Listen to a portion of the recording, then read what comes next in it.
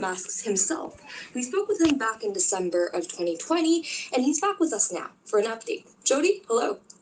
Hey, Jen, how are you doing? How are you fine folks doing? Good, thank you so much for being here with us. So the last time we spoke with you, you had picked up almost 12,000 masks, and I'm wondering how many have you collected since then?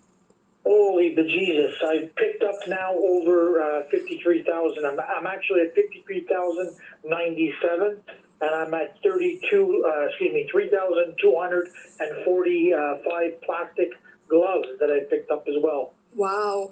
How do you safely dispose of them? Those are a lot of masks. Well, originally what I was doing, I was bringing them back home, and then I was dissecting them, removing the aluminum strip that's plastic coated that goes over the nose, the bridge of the mask, and then I would take off the elastic cords. I'd bundle the masks, and then I would, bundle them in bags, place many in the bag, and then double the bag and dispose of it. Now what I'm doing is I'm bringing them home. I'm removing the elastic cords. I'm putting them together. I'm putting as many as I can in a big garbage bag that I find in recycling bins, and then I'm disposing of them. Wow. But how do you make sure, because, it's your masks, which are over people's faces, how do you make sure that you are being safe while you're handling these masks? Well, originally I was, like everybody else, very, very, conscientious of what I was doing, and I was washing my hands like crazy and being a little bit of a hypochondriac, to the virus. And now I'm a little bit more laissez-faire, I do wash my hands, and I work with them barehanded, but in the beginning, like I was saying, I was using gloves and instruments that I made. Now I use my free hand. I take them apart. I've never been sick, so knock on wood. Yeah. But that's how I do it. Here's hoping that you don't get sick while you're doing this work. Jody, where in Montreal do you go to pick up these masks? Well, as you know, I run that social enterprise that collects bottles and cans, right, from people and whatnot. And I go pretty much all over the city. Recently, I've only been focusing in St. Henry, Griffintown, Place St. Charles, Villamar, and I'm located in Verdun. So I focus there. Majority of the masks, I would say 90% of all the masks that I picked up and gloves are from Verdun. But whenever I go anywhere else, it's like they're more there than obviously in Verdun, because I'm picking them up here in Verdun. Did you find that all, 2 years of the pandemic, right? We've been through a summer, we've been through the winter. Do you find that there are periods where you see more masks on the floor than others? Well, that's a wonderful question, Jen. I've noticed, I've been tallying this up, obviously. If I have a number, I have it some kind of a spreadsheet that I'm recording it. I've noticed a huge influx of masks in the last maybe 4 months than I've ever seen before. Now, mind you me, it's the winter right now, and my numbers are down. Like normally I'm picking up 200 masks a day. Now my numbers are 18 and 33 and 79, But that's because the snow camouflages them, covers them, and you can't see them. Or they get really dirty and you can't see them, Right. How long does it take you per day if you pick up 200 masks? How many hours are you out there for? Well, I'm out there in between I was averaging before in between 4 and 6, 7 hours. And now I'm averaging, because a lot of people, are struggling as well. And a lot of businesses closed. So I'm not doing as many pickups as I was normally doing. So I'm out there only, in between 2 and 4 hours. And then maybe I throw in another hour on top of that to do my, my dissecting, bundling, and removing of strings. Right. Wow. So tell me, how do you think you've learned in the ways that you dispose of it? Tell me more about how you have evolved in your way of disposing of these masks. Well, originally I was using a huge, giant tong kind of thing to pick up the masks. I've evolved into just a pointy stick with a nail at the end, because when the wind blows, it's easier to hold on to that mask. Right. I was using gloves before and all that.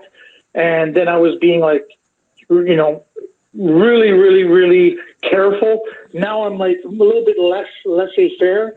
And I believe that that, I respect this virus, but I don't fear it. I think this is a calling that I need to do for the betterment of us, all of us, for our commons.